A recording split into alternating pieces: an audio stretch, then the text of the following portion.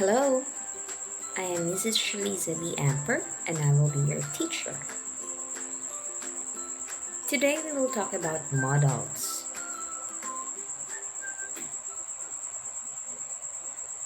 First, how do you understand modals? Is this the first time you heard the word? When we say modals, these are auxiliary or helping verbs. They may be used in expressing permission, obligation, and prohibition.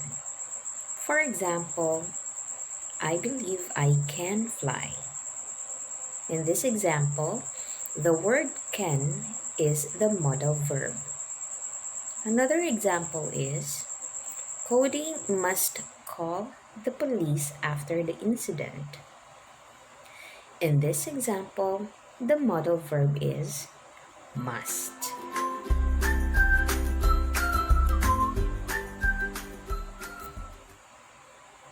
So when we say modals, it expresses permission. And in permission, it is an act of giving consent or authorization. In stating permission, modals to be used include can, could, and may.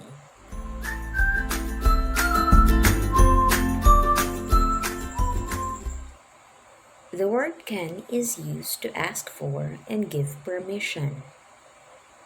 For example, can you give me your number? Can you help me with this? I can do it if you want me to. So once again, we use the word can if we ask for and give permission.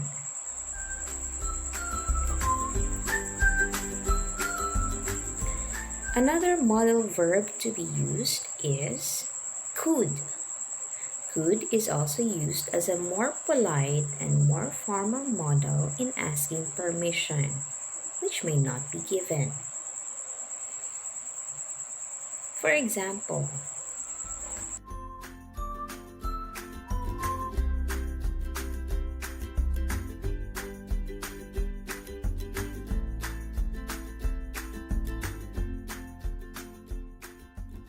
once again, we use the word could if we wanted to be more polite or more formal in speaking.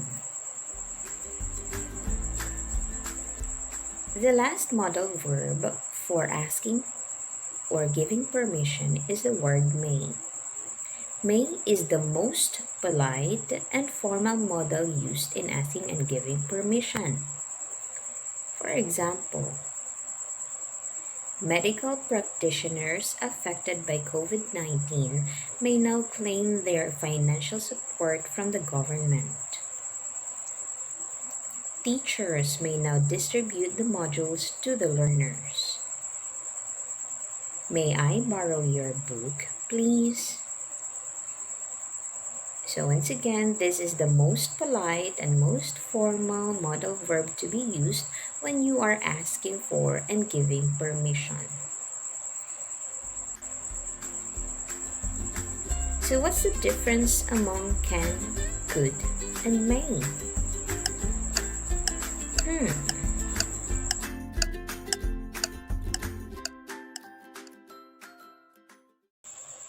Though all of these words can be used in asking for and giving permission, we have to consider the level of politeness and formality. So the word can is less polite and less formal than could, and the most polite and most formal to use is the word may.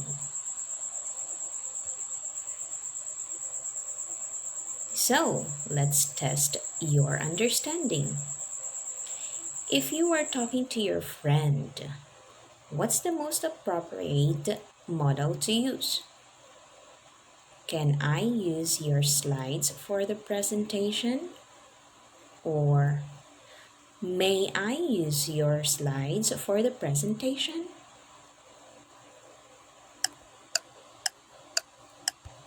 You're right. It should be, can I use your slides for the presentation? Why? Because you are only talking to your friend, and when we are around our friends, we can be less polite. What about when you are writing a contract? What do you think is the most appropriate model to use? The employee could submit his intention for renewal, or the employee may submit his intention for renewal.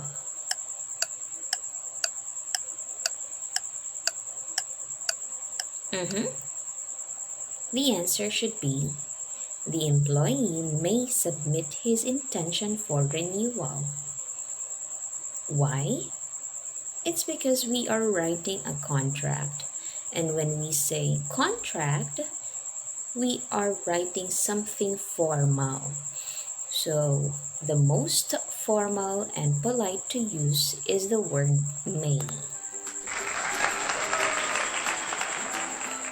Did you got them right? You're excellent.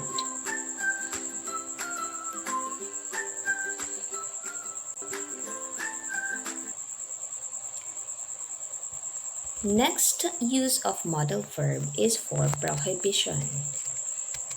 When we say prohibition, it is the act of disallowing or prohibiting someone in performing or doing something.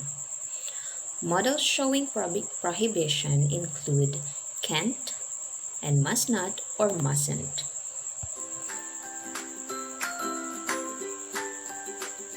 Can't is used in dealing with something against rules, laws, and signs.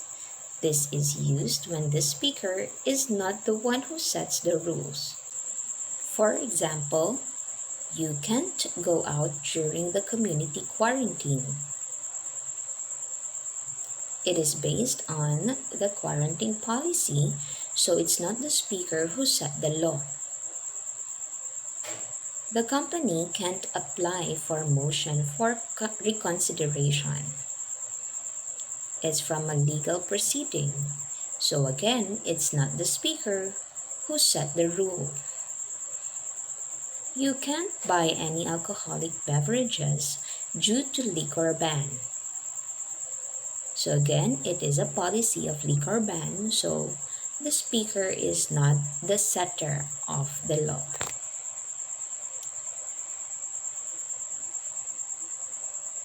Another modal verb is must not or mustn't. Are they different? No, they aren't. Mustn't is just a contraction of the word must not. Must not or mustn't is used in dealing with something that is not permitted. In this context, it is the speaker who sets the law or the rules. For example, you must not turn off your camera during online class. It's the teacher to the students. So the teacher or the speaker is the one who set the rule. So we should use must not or mustn't. Mustn't you eat the fruits inside the fridge? That's the mother to a child. So the speaker is the one who set the rule. So she can use the word mustn't or must not. Salome must not tell my secrets to her friends. The speaker is the boss talking to his or her colleague. So the speaker is the one who sets the rule. Are you getting it so far? Well, that's good. Let's test your understanding. What's the difference between can't and mustn't or must not?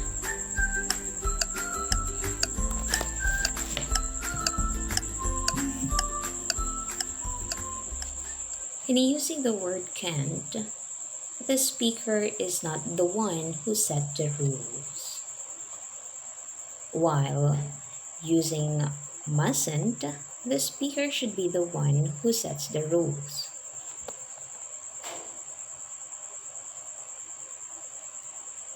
The third modal verb to be used is for obligation. It expresses commitment or duty. Modals used in expressing obligation include have to or has to and must.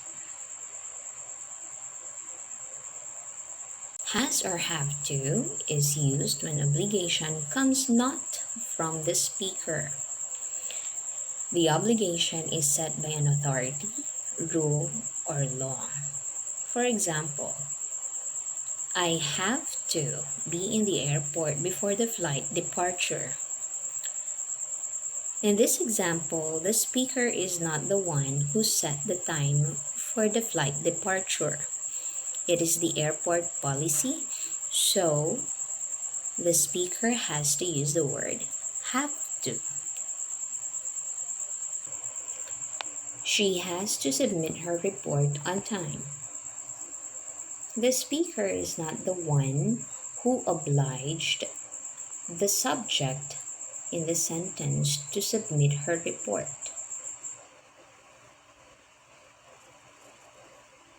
The company has to pay retrenchment benefits to its employees.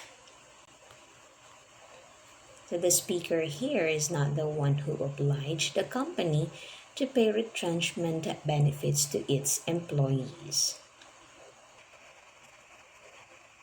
Has to is to be used when the subject is in singular form, while have to is used when the subject is in plural form.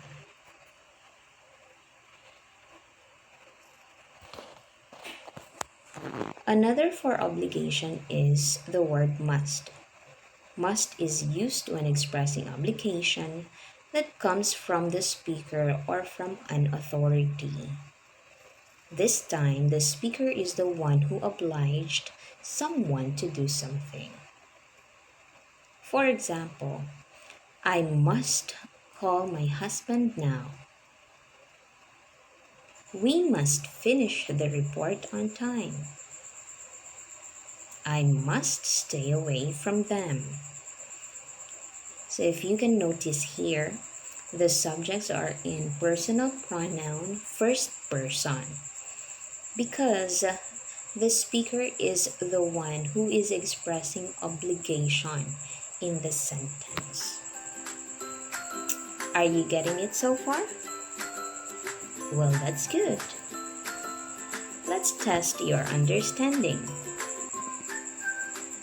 What's the difference between has or have to and must?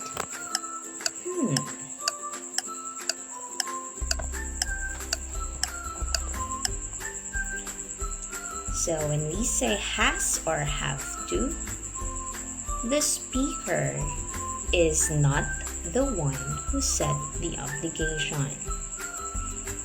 While when using must, you are the one who set the obligation.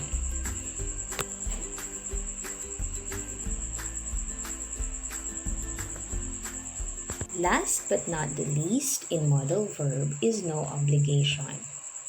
It expresses the absence of commitment or duty as one may do it or not. Don't or doesn't have to is used to express no obligation.